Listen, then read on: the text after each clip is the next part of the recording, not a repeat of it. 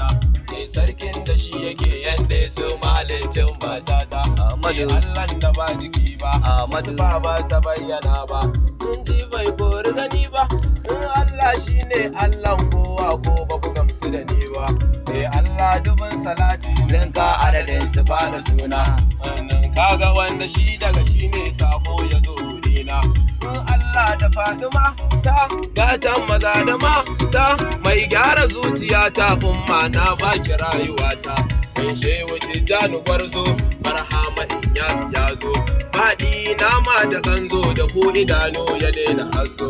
Masara ta sarta gero, tawada ta sai da karo, sabon zance na faro mai aure ne ko gwagwaro.